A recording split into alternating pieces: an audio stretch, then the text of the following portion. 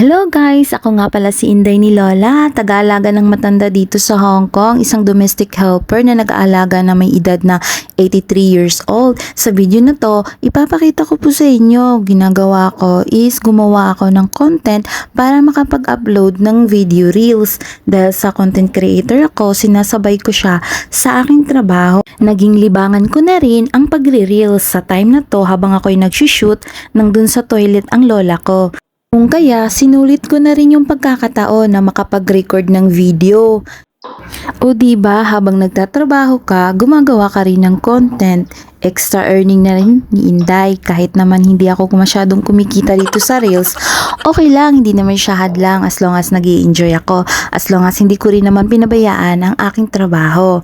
Dito na time ng video na to is naglilinis pala ako ng wheelchair. So naisipan ko na gagawa nga ako ng content at kaya eto, sinagad ko na yung pagkakataon. Kaya nakashoot ako habang si Lola ay nasa toilet.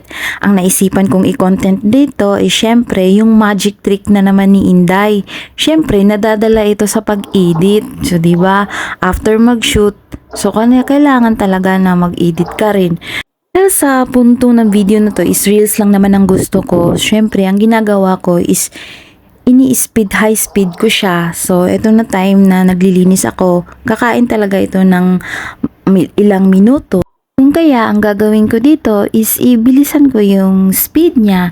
So, ito, continue ako sa paglilinis at habang maya-maya is tumawag naman si Lola kasi nga humingi ng tubig kasi pag every time na si Lola ay nasa toilet, hihingi talaga ng tubig tapos yung 10 ml na liquid na iniinom niya para pang lambot ng kanyang pupo. Tapos yung aloe vera na inumin, nagpapatimpla siya nun. So ganyan. So tinatawag niya ako. Habang busy ako sa paglilinis, kahit alam ko na si Lola ay nasa toilet, hindi pa rin ako masyadong pakampante kasi minsan si Lola ay bigla na lang yan lalabas sa loob ng toilet. Kaya kailangan ko talaga talasan yung pandinig ko kasi pag si Lola ay lalabas, syempre maririnig mo yung tunog kung siya ay paparating at saka kapag makikita ko rin siya, kailangan patalasan na rin yung sa kabilang side ng mata. Kung makikita mong sisilip siya sa may pintuan, o diba, discarding malupit na lang para makagawa lang ng content. Syempre, akala nyo ang bilis lang gumawa ng content?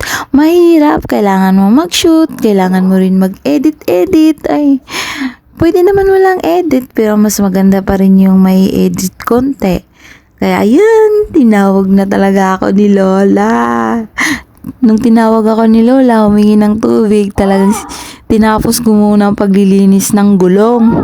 Saka ako tuluyang pumasok. So, pinaantay ko muna siya saglit at gusto ko lang talaga tapusin ito. Buti naman at hindi masyadong nagsisigaw si Lola. So, caring-carry na rin kaya tinapos ko lang konti. Saka ako tumakbo sa kanya sa loob at binigyan ko siya nung hiningi niya. Buti na lang talaga at hindi talaga napansin ni Lola na pinaantay ko siya saglit. Kasi hindi pa naman yun makaantay, nagrereklamo. Kaya sige na guys, bye-bye. Pasok muna ako. Maraming salamat sa panonood ng video na to. See you next time. Bye for now. Bye.